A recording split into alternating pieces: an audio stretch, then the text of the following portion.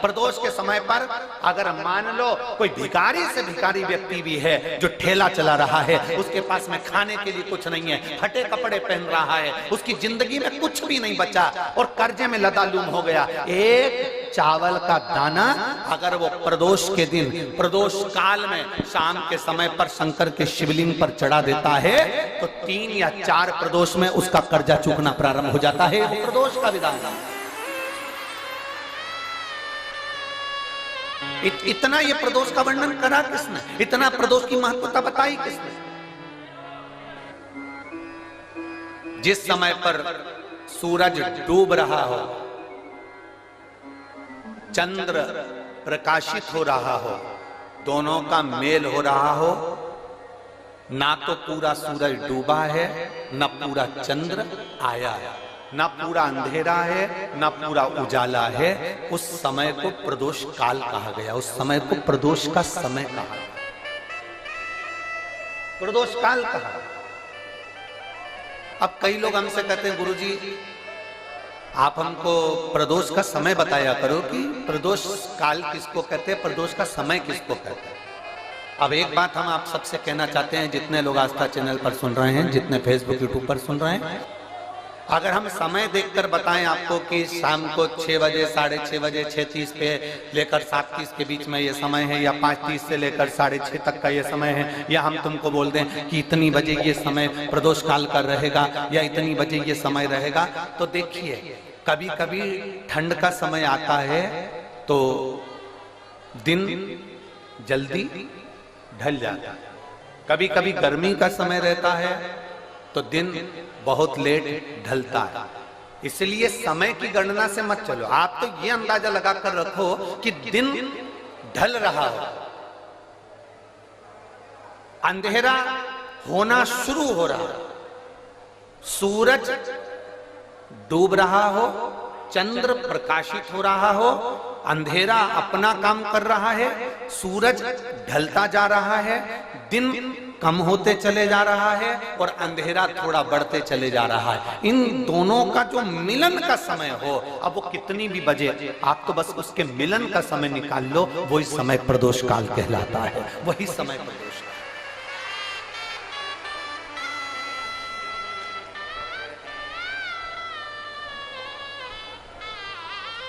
अब प्रदोष काल की पूजन का विधान किसने बनाया? कोई आपसे पूछे तो क्या बताओगे? जम के बोलो जल्दी से, कौन ने बताया था? अगस्त ऋषि। सबसे पहले प्रदोष की पूजन कौन ने करी थी? अब कोई आपसे पूछे तो आपको उत्तर देना है। 12 ज्योतिर्लिंग में से एक ज्योतिर्लिंग है ओमकारेश्वर। कौन सा ज्योतिर्लिंग है? सब बोलो। ओमकारेश्वर। बिंद नामक पर्वत पर वो ज्योतिर्लिंग विराजमान। एक बार देवऋषि नारद भ्रमण करते करते बिंद पर्वत पर आ गए। अब नारद जी का तो काम तुमको सबको मालूम ही है ना।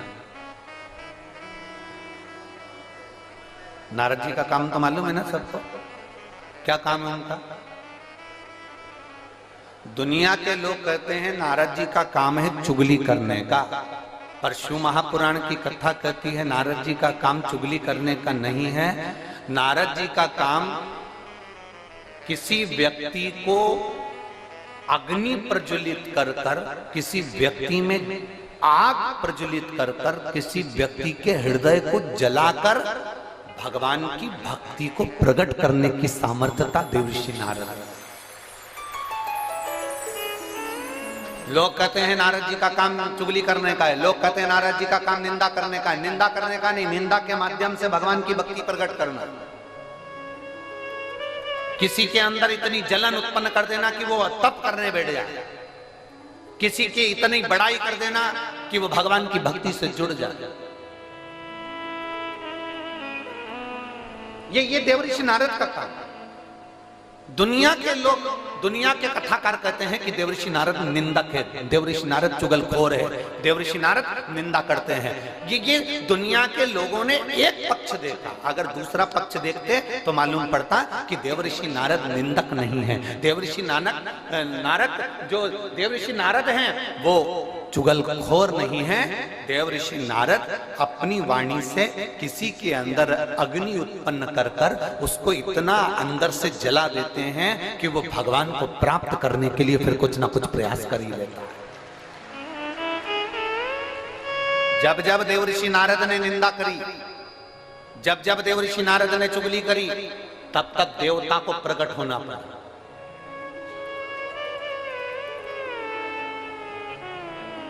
गए थे माता लक्ष्मी के पास में। देवर्षि नारद ने माता लक्ष्मी जी से कह दिया था, मैया बहुत भूख लग रही है, कुछ खाने का है क्या? बहुत तेज भूख लगी है, कुछ खाने का है आपके पास में? मैया ने अंदर से जाकर मोतीचूर का लड्डू ला कर दे दिया। नारद जी ने जो मोतीचूर का लड्डू खाया तो नारद जी ने कह दिया, मैया लड्डू तो अनसुईया जी के घर के थे, क्या जोरदार लड्डू बनाती है मैया, तुझे तो लड्डू बनाना भी नहीं आता लक्ष्मी मैया। अब तो लक्ष्मी जी को क्रोध आ गया। इतनी देर में नारद जी पहुंच गए पार्वती जी के यहाँ। पार्वती जी के यहाँ पहुंचते से कमैया भूख लग रही है, भूख बहुत तेज है। पार्वती जी अंदर गई, उन्होंने आकड़िया की रोटी काकड़िया की साग नारद जी को दे दी। नारद जी भोजन करते से बोले, मैया रोटी तो अनसुईया जी के घर की थी, क्या रोटी बनाती है, क्या रोटी। अब पार्वती जी का हृदय जल गया। थोड़ी देर बाद नारद जी ब्रह्मा जी के पहुंच गए। ब्रह्माणी बैठी थी, ब्रह्माणी से कहा, मैया बहुत तेज भूख लग रही है। ब्रह्माणी अंदर गई, खीर बनाकर ला कर दे दी। नारद जी बोले, मैया खीर तो अनसुईया जी के घर की थी, क्या जोरदार खीर थी। अब तो तीनों देवियां इकट्ठी हो गई। मोहल्ले की 3 माताएं अगर एक जगह पर मिल जाए तो समझ लेना कि किसी ना किसी की बुराई चालू है, किसी ना किसी की निंदा चालू है। अगर ये तीनों एक जगह पर मिल गई है ना तो जरूर किसी ना किसी की निंदा चल रही है, किसी ना किसी की बुराई चल रही है, पक्का।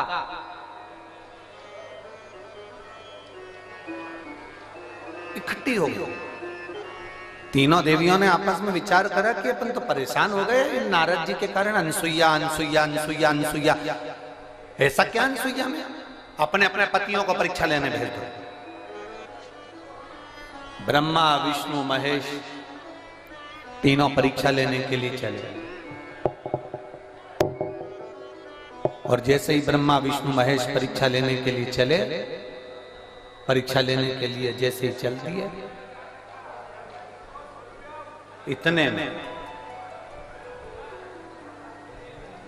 तीनों दरवाजे पर पहुंचकर भिक्षा मांग रहे। माता भिक्षाम दे, माता भिक्षाम दे, माता भिक्षाम दे। अनसुईया जी बाहर निकल कर आई और माता अनसुईया जब बाहर निकल कर आई और माता अनसुईया जी ने जो दर्शन किया, दर्शन करते से ही माता अनसुईया जी ने पूछा, आप देवताओं आपको क्या चाहिए? तो कि भिक्षा चाहिए। अनसुईया जी अंदर गई, पात्र में थोड़ी सी भिक्षा लेकर आई, अन्न का दान देने लगी। इतने देर में जब अन्न का दान देने लगी तब उसी समय पर अनसुईया जी जब अन्न का दान दे रही थी तब तीनों देवताओं ने खड़े होकर कह दिया, हमको भिक्षा ऐसे नहीं चाहिए,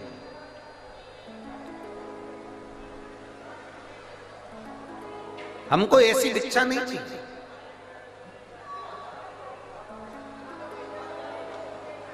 हमको ये भिक्षा नहीं,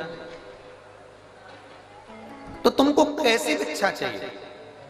ब्रह्मा विष्णु महेश ने कहा, क्योंकि इनको देवियों ने कहा था कि जब भिक्षा मांगने जाना तो अनसुईया जी से कहना कि वस्त्र उतार कर भिक्षा देने के लिए,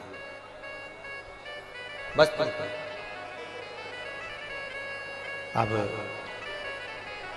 तीनों देवताओं ने कहा, मां भिक्षा तो चाहिए, मां भिक्षा तो चाहिए, पर वस्त्र उतार कर आए, वस्त्र उतार। अनसुईया जी बोली कि देवता हूं, आप कह रहे हो कि अंदर का स्पीकर बड़ा अंदर हो, आप कह रही हो कि भिक्षा चाहिए और भिक्षा चाहिए और वो भी वस्त्र उतार कर चाहिए। अनसुईया जी ने कहा बाबा ऐसी कोई भिक्षा कोई नारी कभी नहीं दे सकती, ये भिक्षा कभी कोई नारी नहीं देगी। नारी अपने वस्त्र उतार कर कैसे भिक्षा देने आएगी? तीनों ने जो ऋषि का रूप रख कर आए थे, साधु का रूप रख कर आए थे, उन तीनों ने कहा मां भिक्षा तो हम ऐसे ही लेते हैं, अगर दोगी तो लेंगे वरना भूखे रह जाएंगे, और अगर हम भूखे रह गए तो उसका दोष तुम्हें लगेगा। अनसुईया जी अंदर गई। नारद जी ने जो तीनों देवियों को अग्नि उत्पन्न करी थी वो अग्नि आप काम कर गई। अनसुईया जी अंदर जाकर जल लाई। अगर मेरा सात्वित्व तो पक्का है, मैंने अपने पति की सेवा परमेश्वर मानकर करी है, तो ये तीनों के तीनों बच्चे हो जाएं। जो जल छोड़ा तीनों की तीनों देवता 1.5 महीने के छोड़ा हो गए। 1.5 महीने।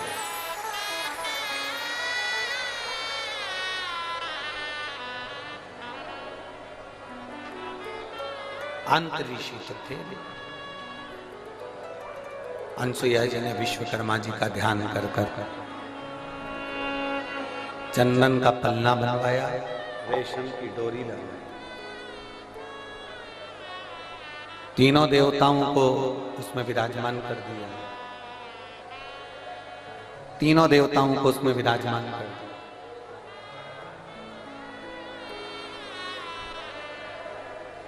और तीनों देवता उसमें विराजमान हो गए। चंदन के पलने में रेशम की डोरी डालकर माता अनसुईया तीनों को झुला रही थी। इतने में अंतरी ऋषि का आगमन हो गया। अंतरी ऋषि ने पूछ लिया अनसुईया जी से कि ये किनके बच्चे हैं? अनसुईया जी तुरंत अंतरी ऋषि से कहती हैं ये अपने बच्चे हैं। अंतरी ऋषि ने कहा अभी मैं स्नान करने गया था तब तो एक भी नहीं था, और आया तो 3। अनसुईया जी बोली भगवान जब देता है तो छप्पर फाड़ कर देता है।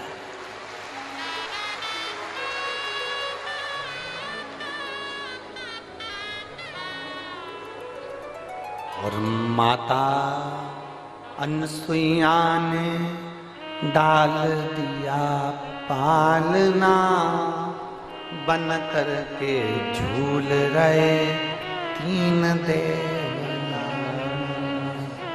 झूल। अब नारद जी का काम देखिए।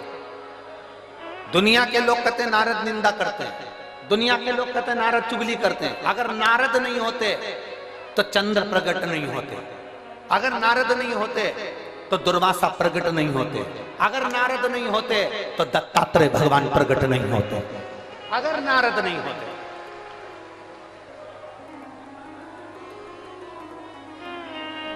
नारद जी चले लक्ष्मी जी के पास में पहुंचे। मैया आज बड़ी बेचैन दिख रही हो। लक्ष्मी जी बोली क्या बताएं, हुआ क्या? अपने पति को भेजा था अनसुईया जी की परीक्षा लेने के लिए, पर पते नहीं है उनके, आज बहुत दिन हो गए दिखे नहीं मेरे को। नारद जी बोले वो तो पलने में झूल रहे हैं। लक्ष्मी जी बोली फालतू की बात मत कर, मेरा इतना बड़ा पति कोई पलने में झूलेगा? चल जा से जा। नारद जी वहां से चले तो पार्वती जी के यहाँ पहुंच गए। पार्वती जी बहुत डिप्रेशन में थी, बहुत टेंशन था माता पार्वती जी। भगवान से देवऋषि नारद ने पूछा माँ आप बहुत चिंता में दिख रही हो। नारद जी बोले तो पार्वती जी बोली बहुत चिंता है, मेरी सहेलियों के कहने पर मैंने मेरे पति को परीक्षा लेने भेजा था, तो अभी तक पते नहीं है, और मेरे पति को तो कोई पकड़ भी नहीं सकता, कोई उनका किडनैप भी नहीं कर सकता, क्योंकि उनके गले में बब्बा पड़ा है। किसके बाप में दम है कि मेरे पति को पकड़ ले? दम चाहिए। मैया पल्ले में झूल रहे हैं, सरस्वती मैया से भी कह दिया पलने में झूल रहे हैं। तीनों देवियों ने नारद जी के चरण पकड़ लिए, नारद रुक जा, तो ये बता कि हम हमारे पति को कैसे लेकर आए। नारद जी ने कहा जैसे तुम्हारे पति मांगने गए थे वैसे तुम भी चली जाओ। तीनों ने ब्राह्मण की पत्नी का रूप लिया, दरवाजे पर अनसुईया जी के पहुंच गई। अनसुईया जी के दरवाजे पर जाकर तीनों देवियों ने आवाज लगाई, माता भिक्षाम दे, माता भिक्षाम दे, माता भिक्षाम दे, माता भिक्षाम दे। बार बार आवाज लगाई जा रही, बार बार आवाज लगाई जा रही है, माता भिक्षाम दे, माता भिक्षाम दे, माता भिक्षाम दे।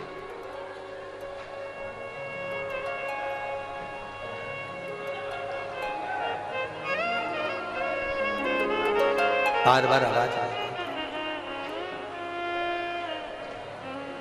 और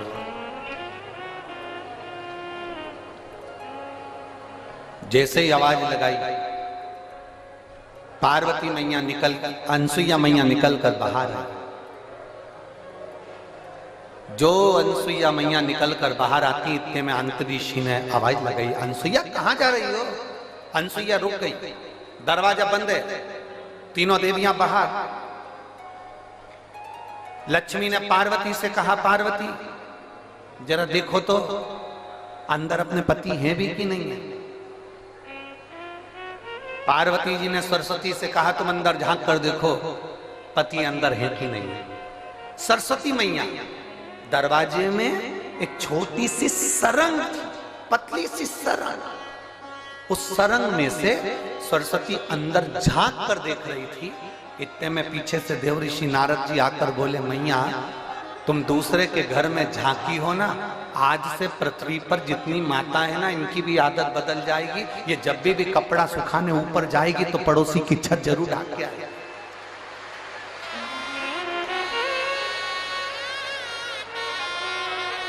ए मैया, होली पे दिवाली पे अपने यहाँ पर पपड़िया बनी कि नहीं बनी, गुजिया बना कि नहीं बना, मठरी बनी कि नहीं बनी, चकली बनी कि नहीं बनी, अपने घर पर अचार डला कि नहीं डला, अपने घर पर कुछ काम हुआ कि नहीं हुआ, इनको कोई मतलब नहीं रहेगा। पड़ोसी क्या जरूर देखेगी तूने क्या बनाया, उससे जरूर। दिवाली पर अपने यहाँ रंगोली डली कि नहीं डली से मतलब नहीं है, पर पड़ोसी की यहाँ रंगोली जरूर देखेगी उसने कौन सी बना। क्योंकि माँ आप झांकी हो, आप झांकी हो, इसलिए ये गुण आ जाएगा। जब सुना थोड़ी देर बाद माता अनसुईया जी ने दरवाजा खोला, जैसे दरवाजा खोला तीनों देवियां चरणों में पड़ गई। तीनों देवियां, अंतऋषि ने अनसुईया जी से पूछा ये कौन है? अनसुईया जी बोली ये अपनी बहुएं हैं। आंतरी ऋषि बोले बेटे इत्ते इत्ते से बहु साथ साथ हाथ। इतने में तुरंत अनसुईया जी ने तीनों से कहा तुम्हारे ससुर जी हैं, पांव पड़ो, पांव पड़ो जल्दी से। तीनों देवियों ने आंतरी ऋषि के चरण छुए। आंतरी ऋषि ने अनसुईया जी का हाथ पकड़ा और एक कोने में ले जाकर पूछा अनसुईया पागल हो गई है? बेटे इत्ते इत्ते से और बहू लिया साथ साथ हाथ की, तुझमें अक्ल वकल नहीं है क्या? बिल्कुल भी। इतने से बच्चे की कोई शादी करते हैं जो इतनी बड़ी बड़ी बहुएं लेकर आ गई। इतने में अनसुईया जी बोली अपने पति से, स्वामी आजकल की बहुएं कमाता हुआ पति मिल जाता है लेकर के अलग हो जाती हैं। हमने कैसे पाल पोस कर बड़ा करा हम जानती हैं, अब बड़ा करेगी तब मालूम पड़ेगा, ले जा।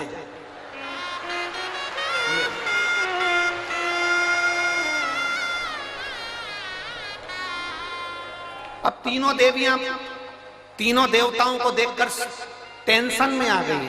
लक्ष्मी जी बोली मेरा कौन सा है, और पार्वती जी बोली मेरा कौन सा है, सरस्वती जी की मेरा कौन सा है। तीनों एक एक बच्चे को उठाती हैं, घुमा घुमा के देखती हैं। बाबा हर माल 2 रुपया, जिसका जो अंश है उठा लो।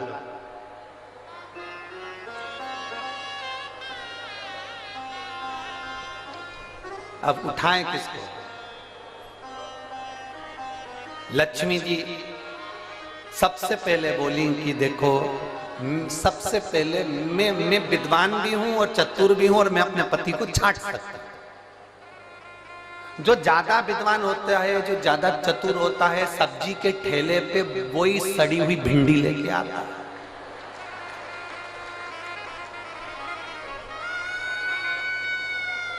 काना बैंगन जो ज्यादा समझदारी दिखाता है ना, वही लाता, वही छाट छाट के अलग अलग रखती जाएगी, रखती जाएगी, रखती जाएगी। सब्जी वाला इससे ज्यादा चतुर होता है, उसने कहा रख ले तू, अलग छाट छाट के रख। इसने जैसी अलग छाट के रखा, थैली में भरा, भरने के बाद थैली इधर बाजू में रख दी और जो सड़ा हुआ था उसकी थैली उसके हाथ में टिका दी।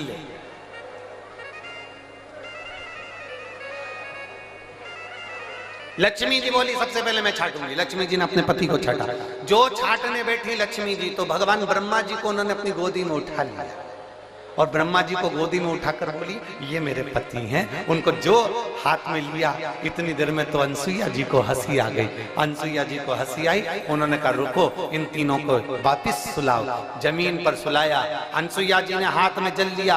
अगर मेरा पतिव्रता धर्म प्रबल है, मेरा सात्वित्व पक्का है, तो मैं जल छोड़ती हूँ, ये तीनों के तीनों बड़े हो जाएं। तीनों बड़े हुए, उन्हीं के अंश अवतार चंद्र, दुर्वासा और दत्तात्रेय भगवान प्रकट।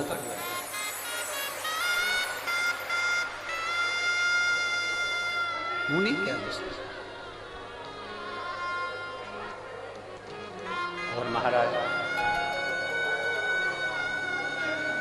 दुनिया के लोग कहते हैं कि देव ऋषि नारद चुगली करते हैं, देव ऋषि नारद निंदा करते हैं, देव ऋषि नारद बुराई करते हैं। नहीं, देव ऋषि नारद देवता को प्रकट करने के लिए, भक्ति को प्रकट करने का कार्य करते हैं, और वो देव ऋषि नारद ने किया।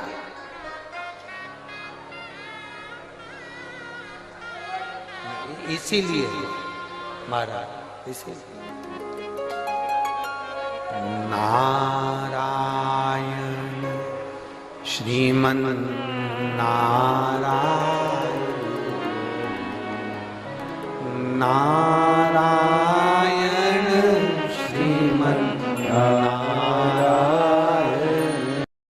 नारायण श्रीमन नारायण, नारायण श्रीमन नारायण, नारायण श्रीमन नारायण। बोलो नारायण श्रीमन नारायण, तो नारायण श्रीमन नारायण, नारायण श्रीमन नारायण, नारायण श्रीमन नारायण, नारायण श्रीमन नारायण, नारायण श्रीमन नारायण, ओ नारायण श्रीमन नारायण। महादेव अपने स्थान पर बैठकर भगवान देवदेव महादेव से दिल से प्रार्थना, भाव से बाबा देवदेव महादेव से विनय करें, निवेदन करें, प्रार्थना करें। जहां जगह मिले वहां बैठकर भगवान शिव से अपने मन की बात है। आज कथा का विराम दिवस है, दिल से बाबा से कहकर जाए। 19 तारीख से 25 तारीख तक जो ये पवित्र शिव महापुराण की कथा चल रही है, आज वो विराम की ओर जाएगी।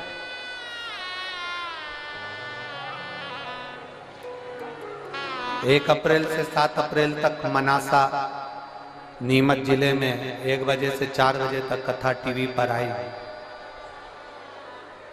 उस कथा का नाम है बेलपत्र शिव महापुराण की कथा।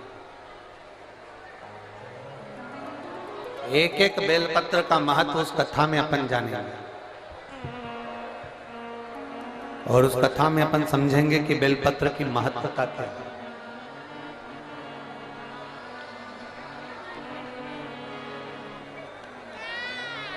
जिसको पैरालिसिस लग जाता है, लकवा लग जाता है, अगर वो भी बेलपत्र की कथा में मनासा से हम उसका वर्णन करेंगे कि एक बेलपत्र के बल पर आपके शरीर का लकवा कैसे ठीक हो सकता है।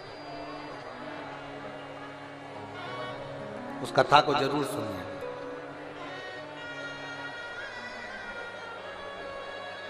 दिल से सब प्रार्थना करें, भाव से बैठकर।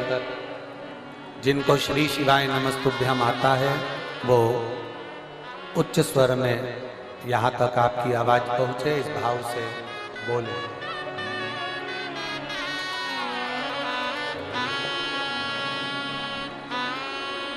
श्री शिवाय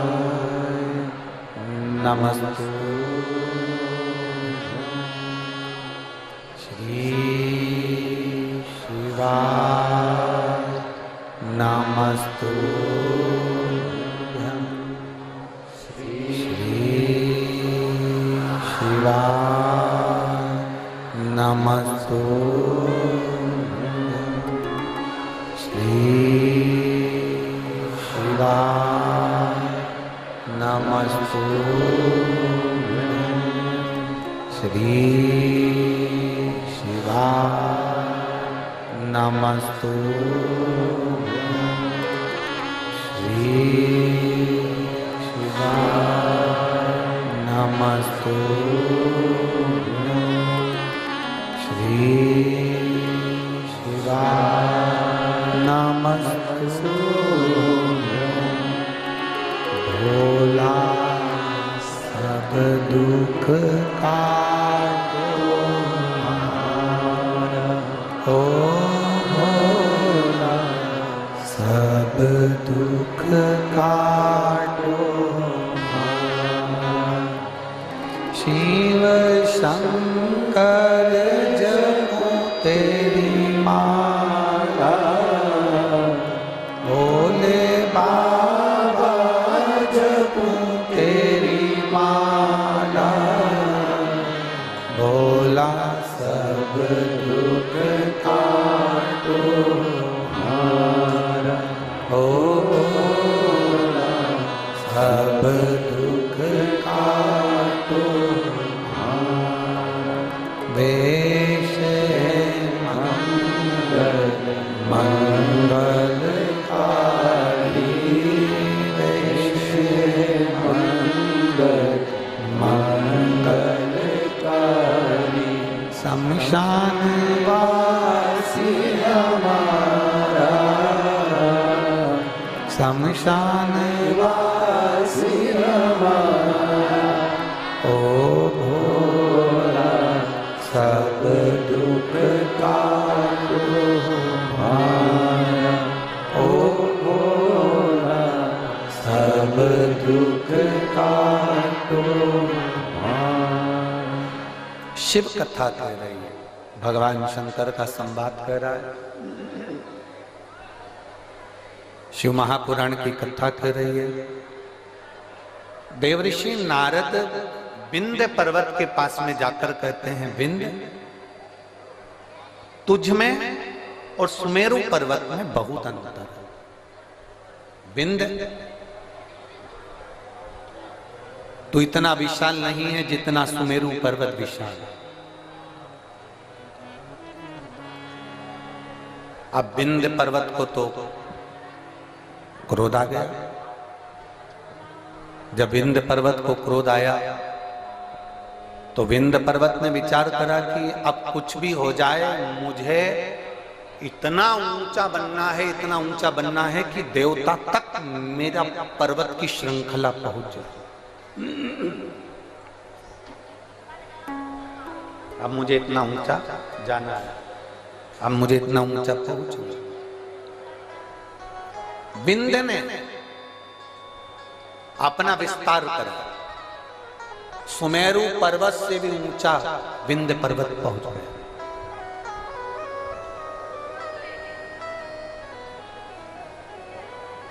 सूर्य के अश्व चलते चलते थोड़ा अंधेरा हो रहा था सूर्य अपना प्रकाश कम कर रहे थे और उस समय पर जाकर सूर्य के अश्व को विंध्य पर्वत के घोड़ों ने, विंध्य पर्वत के शिखर ने सूर्य के घोड़ों को रोक दिया, अश्व को रोक दिया। बहुत सावधानी से सुनना, ये कथा अभी तक हमारे मुखाग्रविंद पर कभी नहीं आई, परंतु ये प्रदोष की सबसे पहली पूजन,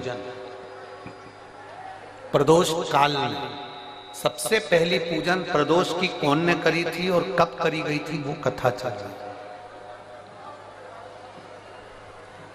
यदि कोई आपसे पूछेगा तो आप भी बता सकते हो कि हमने ये कथा ऐसे ऐसे प्रदोष की श्रवण करी।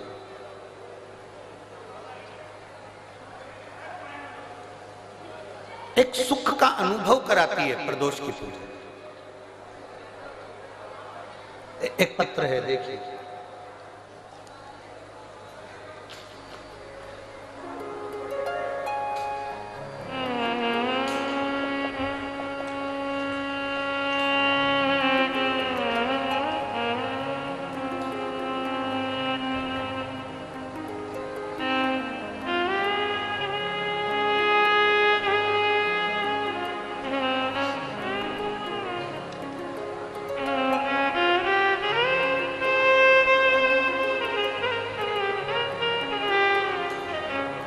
मेरा नाम अंशु,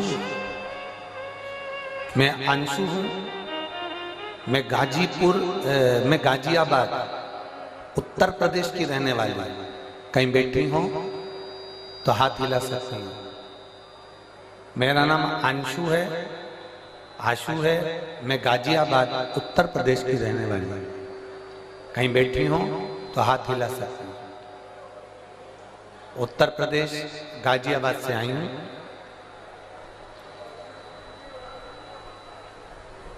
गुरुदेव, मेरी छोटी बेटी के जन्म के बाद मेरी छाती से दूध बहना बंद नहीं हुआ। जब मेरी छोटी बेटी का जन्म हुआ, जन्म होने के बाद से मेरी छाती से दूध बहता रहा। ऐसा कोई डॉक्टर नहीं जिसका हमने इलाज नहीं करवाया, पर वो दूध बहना बंद नहीं हो रहा था, लगातार दूध बहता ही जा रहा था। अब 1 महीना, 2 महीना, 4 महीना, 6 महीना, 8 महीना, 10 महीना इंतजार करा, पर दूध बहना बंद ही नहीं हुआ। तब हमने दिल्ली के एम्स हॉस्पिटल में जांच कराई और जांच में मालूम पड़ा कि मेरी छाती में कैंसर हो गया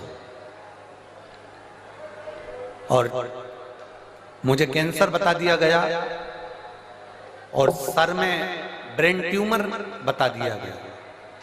अब डॉक्टर ने कहा कि कैंसर तो तुमको हो गया है और ब्रेन ट्यूमर भी है, पर इसका ऑपरेशन बहुत जरूरी है। 16 मार्च 2024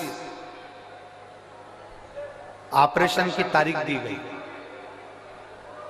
आज कौन सी मार्च चल रही है? जम के बोलिए। 23 मार्च 2024। 16 मार्च 2024 ऑपरेशन की तारीख दी गई और जैसे ही हमको 1 महीने बाद की जो तारीख दी गई, हम जब फरवरी में उनको दिखाए तो उन्होंने हमको 16 मार्च 2024 की तारीख दी और 1 महीना हमको दिया गया कि ये ब्रेन ट्यूमर का और कैंसर का ऑपरेशन सर्जरी आपको कराना है। हम दिल्ली के एम्स हॉस्पिटल से वापिस आ गए, घर गए। घर पर जाकर हमारे परिवार वालों ने कहा अपन हॉस्पिटल में तो दिखा कर आ गए, अब एक काम करते हैं कि अपन सब लोग मिलकर सीहोर चलते हैं और कुबरेश्वर बाबा की वहां कंकर शंकर की पूजन करेंगे, वहां से अपन मांगकर रुद्राक्ष ले आएंगे। गुरुदेव, उस समय पर रुद्राक्ष मिल रहा था, केवल रुद्राक्ष वितरण बंद होने में 2 दिन रह गए थे, तभी हम सीहोर पहुंच गए और वहां से हमने कंकर शंकर की पूजन कर कर वहां से रुद्राक्ष ले लिया। रुद्राक्ष लेकर हम घर आ गए। 20 दिन लगातार उस रुद्राक्ष को पानी में गलाया, शिवजी को चढ़ाया और उस पानी को पीना प्रारंभ करा। एक बेलपत्री शंकर जी को चढ़ी हुई खाना प्रारंभ किया, शंकर जी के मंदिर में झाड़ू पोछा लगाना प्रारंभ किया। दूसरी बार हम एम्स के हॉस्पिटल में 16 मार्च के दिन ऑपरेशन के लिए हम दिल्ली पहुंच गए। हम दिल्ली जब 16 मार्च के दिन ऑपरेशन के लिए गए, हमारी वापिस जांचें प्रारंभ हुई और जांच प्रारंभ होते से हमने बाबा से बस प्रार्थना करी थी, बाबा अगर मेरी रिपोर्ट नील आ जाएगी ना, मेरा ऑपरेशन नहीं होगा ना, तो जहां भी तेरी कथा होगी मैं वहां पहुंच जाऊंगी। बाबा की ऐसी कृपा हुई गुरुदेव। हम एम्स हॉस्पिटल में पहुंचे 16 मार्च के दिन। एम्स हॉस्पिटल में हमें ऑपरेशन की तारीख दी गई और हम जांच कराने के लिए जैसे ही अंदर गए, डॉक्टर ने हमारी रिपोर्ट देखकर आश्चर्य में पड़ गया कि तुम्हारा कैंसर तुम्हारे शरीर में नहीं है और तुम्हारा कैंसर समाप्त हो चुका है।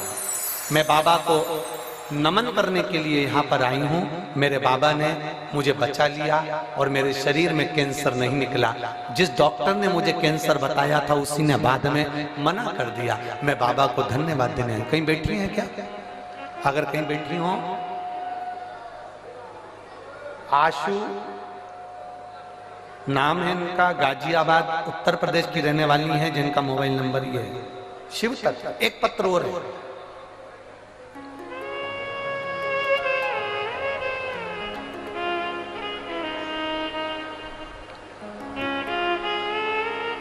प्रियंका, जिला बिजनौर, ग्राम झीरन के रहने वाली हूं। प्रियंका जी कहीं बैठी हो तो हाथ हिला सकती हैं। प्रियंका, मेरा नाम प्रियंका है, मैं जिला बिजनौर ग्राम झीरन की रहने वाली हूं। कहीं बैठी हो तो हाथ हिलाइए। आप ही हैं? श्री शिवाय नमस्ते। मेरा पुत्र यथार्थ, जिसकी उम्र 7.5 वर्ष का है, आया हुआ है क्या बेटा? आया? लिया लिया लिया।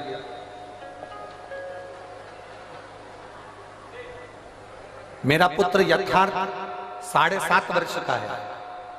6 मार्च 2023 को अचानक स्कूल में इसको उल्टी होने लगी और स्कूल में जब उल्टी होने लगी तो हमने नजदीक के हॉस्पिटल में भर्ती कराया। जांच में पता लगा कि बच्चे की पित्त की थैली में पथरी है और हम पेन क्रिया में सूजन है, जिसके कारण बच्चे को पेन क्रिया का अटैक हुआ है। यह देखते हुए हमने डॉक्टर को बच्चे को देहरादून हायर सेंटर के लिए रेफर कर दिया। जब देहरादून के हार्ट सेंटर में हम बच्चे को लेकर पहुंचे, 15 दिन इलाज करने के बाद छुट्टी करके घर भेज दिया। तब 7 दिन के बाद बच्चे को सीधे पांव में, सीधी टांग में बहुत भयंकर दर्द उठा। जब सीधी टांग में दर्द उठा, हम बच्चे को लेकर देहरादून उसी अस्पताल में पहुंचे। दोबारा जांच करने पर पता चला कि बच्चे को ब्लड कैंसर हो गया है। एक्यूट ल्यूकेमिया ब्लड कैंसर नामक एक बीमारी से ग्रसित हो गया। गुरुजी, जब यह सुनकर हम बहुत दुखी हो गए, तब डॉक्टर ने सलाह दी कि हमारे यहाँ पर बीमारी के डॉक्टर उपलब्ध नहीं है। इस बच्चे को जोक वाला कैंसर हुआ है, इस कैंसर की बीमारी के हमारे पास डॉक्टर नहीं है। आप देहरादून से इसको ले जा सकते हैं। आप बच्चे को आगे के इलाज के लिए दिल्ली ले जाओ। सर, गंगाराम अस्पताल के लिए हम बच्चे को दिल्ली लेकर आ गए। वहां पर हमने बोन मेरो टेस्ट कराया और बीमारी क्लियर हो गई कि इसको वो बीमारी है और कैंसर की बीमारी के कारण बस ये बच्चा तकलीफ में आ गया। अब करें तो करें क्या? डॉक्टर ने कहा दवाई देकर देखते हैं, अगर ठीक हो जाए, थोड़ा बहुत अंतर आ जाए तो ठीक है, नहीं तो ये बीमारी, इसको जो कैंसर हुआ है इसका इलाज सरल नहीं है। बच्चे की स्थिति में सुधार होना बहुत कठिन हो गया। जब बच्चे की स्थिति में सुधार नहीं आया, तब हमने पशुपतिनाथ का व्रत करना प्रारंभ करा और पशुपतिनाथ का व्रत करते करते ही बच्चे को ना जाने कितनी समस्याएं सामने आकर खड़ी हो गई। कहीं उसका बीपी गड़बड़ हो रहा है, कहीं उसका दिमागी दौरा पड़ने लगा, शुगर का लेवल गड़बड़ हो गया, उसको डेंगू हो गया। पशुपति व्रत तो चल ही रहे थे गुरुजी, और उसके साथ में बच्चे को ये तकलीफें और बढ़ गई। अब करे तो करे क्या? इतने घबरा गए। हमने सोचा था कि बच्चे को पशुपति व्रत करेंगे तो थोड़ा सा रोग समाप्त होगा, पर इसको तो बीपी भी हो गया, दिमागी दौरा भी गड़बड़ हो गया, शुगर का लेवल भी गड़बड़ हो गया, डेंगू भी हो गया, और इसको बार बार हॉस्पिटल में भर्ती कराना पड़ रहा था। पर हिम्मत नहीं हारी गुरुदेव। आप कहते हो ना बाबा कुछ ना कुछ अच्छा जरूर करेगा और बाबा जरूर सुनेगा। हमने फिर वापिस पशुपति व्रत करा, और व्रत करते करते हम सीहोर चले गए, और सीहोर जाकर कुबरेश्वर धाम का रुद्राक्ष लेकर आए, और वहां से कंकर शंकर की पूजन कर कर एक कंकर को उठा लाए। हम रुद्राक्ष गलाकर शंकर जी पर जल चढ़ा देते, बेलपत्री बच्चे को खिला देते।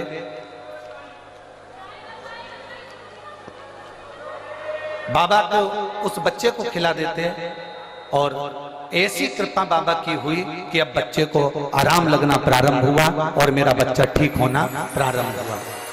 गुरुदेव बाबा की कृपा से बाबा ने ठीक करा है, और एक बेलपत्र अगर व्यासपीठ की मिलेगी तो मेरा बच्चा और भी ठीक होगा। ये मैं बाबा से प्रार्थना करने आया। शिव तत्व है और खाली ना जाता कोई कर से तुम्हारे, खाली न जाता कोई दर से तुम्हारे। मैं भी हो नदी बाहे पसारे, अपने हृदय से लगा लो गिरा जा रहा हूँ, उठा लो भोले अपने दर से अब तो ना डालो, गिरा जा रहा हूँ, उठा लो।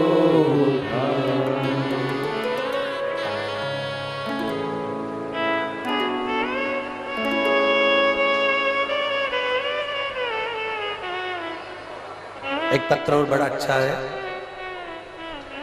शहर चरखी, दादरी, जिला दादरी, हरियाणा।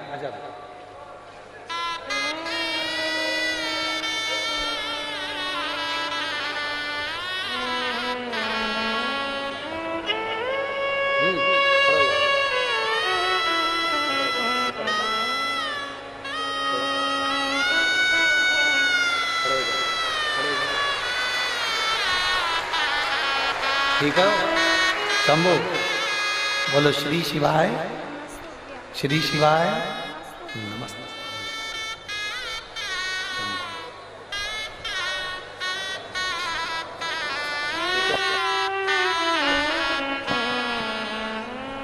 पहले से आराम है ना?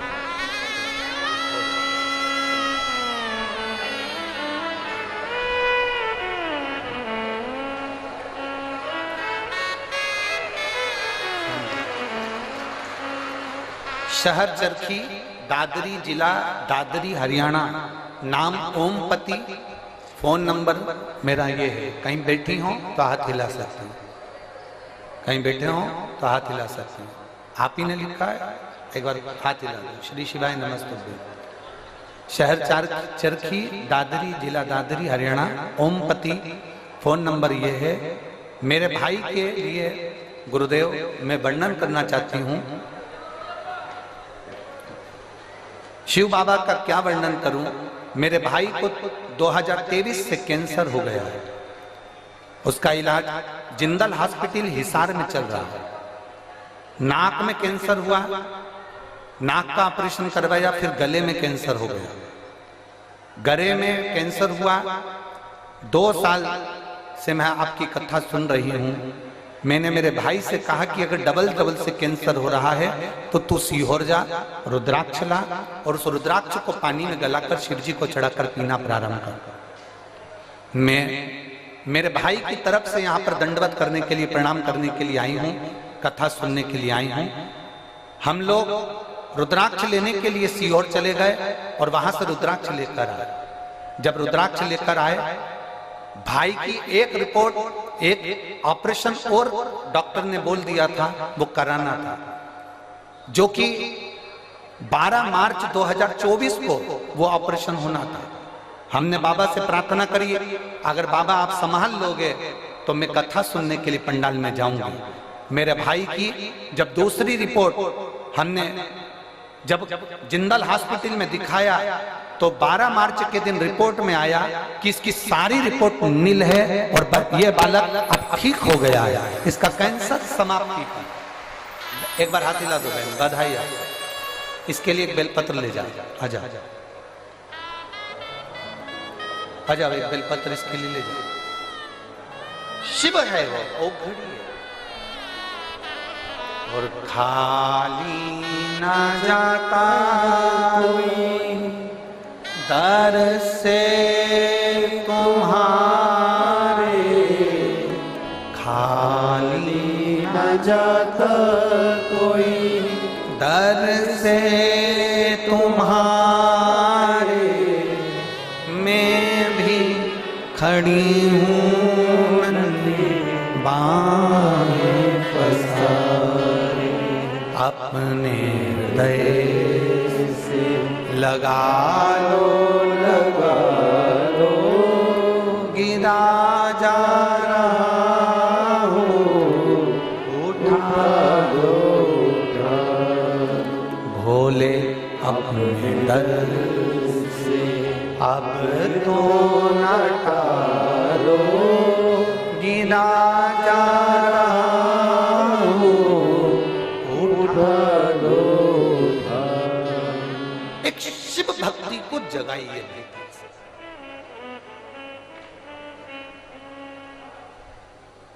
एक लोटा जल सारी समस्या का हल है।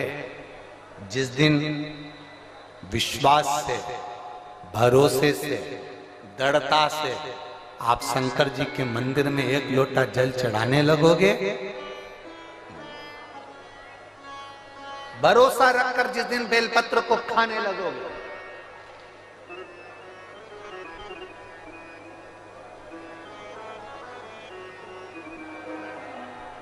जिस दिन बेलपत्र को खाने लगोगे, भरोसा रखकर, जिस दिन भगवान शंकर की भक्ति में तुम डूबने लगोगे, उस दिन तुम्हारी जिंदगी की सारी बीमारी, सारा दुख, सारी तकलीफ मेरे काल अधिपति महाकाल राजा की।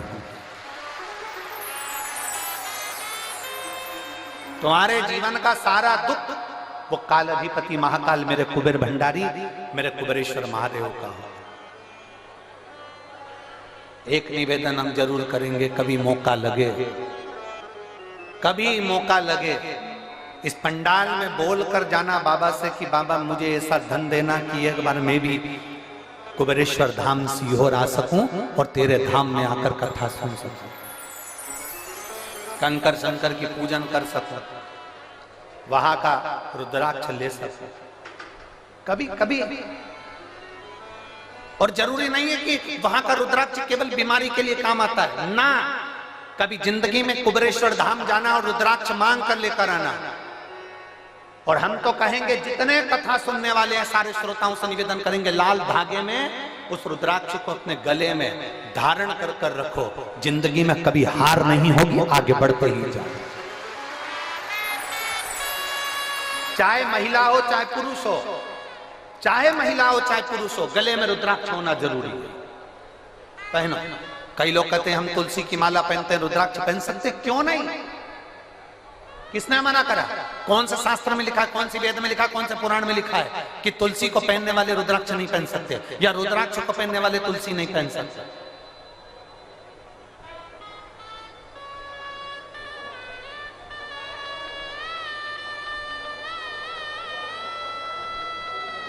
तुलसी यदि नरक से छुड़ाकर वैकुंठ भेज सकती है तो रुद्राक्ष रोग से मुक्त कराकर तुम्हें अपने हॉस्पिटल से घर भेज सकता है। एक रुद्राक्ष, और वो रुद्राक्ष नहीं है, वो मेरा शंभु है, वो मेरा शंकर, मेरा ओघड़ी, मेरा त्रिकालदर्शी, मेरा कैलाशी, मेरा विनाशी।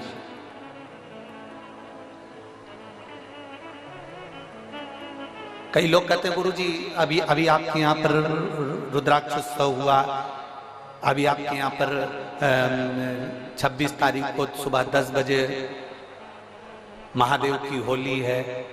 आप हमेशा भक्तों को वहां बुलाते रहते हैं। हमारा तो निवेदन है किसी बहाने से आओ, चाहे तुम 26 तारीख को होली खेलने के बहाने आओ, चाहे तुम रुद्राक्ष उत्सव के बहाने आओ, और मेरे बाबा के दरवाजे पर एक बार आकर तो देखो, 3 महीने में झोला खाली नहीं करना पड़ेगा, वापिस आना पड़ेगा।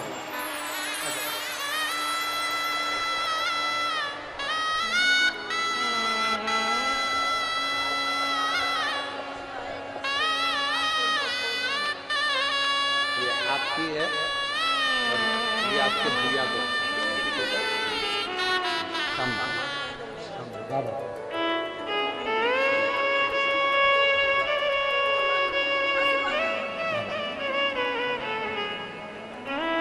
एक बार आप किसी भी बहाने से पर कुबेर भंडारी के दरवाजे पर आओ। अगस्त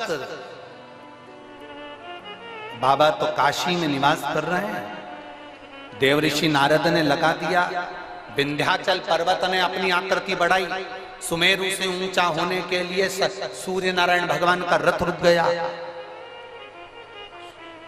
दिन ढल रहा था, अंधेरा हो रहा था, उसी समय पर सूर्य के रथ रुक गया।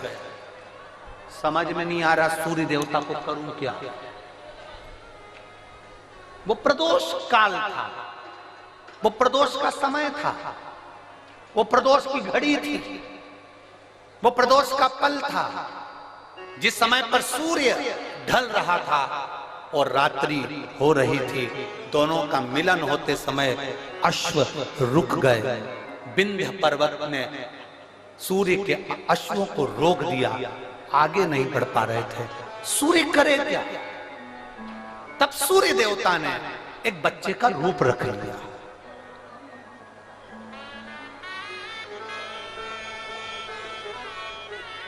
ये दुनिया के लोगों को मालूम होना चाहिए कि पहला प्रदोष का उपास व्रत, प्रदोष की पूजन किसने करी है। ये आपकी आराधना में, आपकी चित्तवृत्ति में आना चाहिए कि प्रदोष के दिन एक चावल का दाना चढ़ाने वाला कभी गरीब नहीं हो सकता, कभी भिखारी नहीं हो सकता, कभी दरिद्र नहीं हो सकता। जब तक मालूम नहीं होना तब तक आप भटको, और जिस दिन तुम्हारा विश्वास शिव महापुराण पर हो जाए ना, जिस दिन तुम्हारा विश्वास शंकर जी की कथा पर हो जाए, और इतनी लाखों की संख्या में आप लोग आए हो, लाखों की संख्या में आप लोग आए हो, और करोड़ों की संख्या में लोग टीवी पर कथा सुन रहे हैं, करोड़ों की संख्या में, देश और विदेश में। एक निवेदन करूंगा, पूरे जितने चैनल वाले कथा सुन रहे हैं और जितने यहां कथा सुन रहे हैं, अगर शंकर की कथा पर विश्वास है ना, बाबा की कथा पर अगर भरोसा है, एक लोटा जल और एक बेलपत्री पर भरोसा है, प्रदोष काल में लगाए गए घी के दिए पर भरोसा है, बेलपत्री के वृक्ष के नीचे लगाए गए दिए पर भरोसा है, एक चावल के दाने पर अगर भरोसा है ना, तो ये विश्वास के साथ कहता हूं 6 महीना, 8 महीना, साल, 2 साल में आपके पास में बाबा इतना भंडार भर देगा कि आप भी शिव महापुराण के यजमान बनोगे। आप भी ये शिवपुराण का हम सुनील जी को धन्यवाद दे रहे थे कल भी, कि सुनील जी, और सुनील जी कह रहे थे गुरु जी ऐसा आशीर्वाद दे दो कि हर साल 2 साल में कथा करवाते रहे। हमने सुनील जी से कहा, सुनील जी शंकर भगवान की कथा का सबसे बड़ा एक फल है और एक नियम है कि जो इस कथा को करवा लेता है ना, वो लाइन लगाकर फिर खड़ा हो जाता है कि एक कथा हमें वापिस मिले। ये नियम है इस कथा।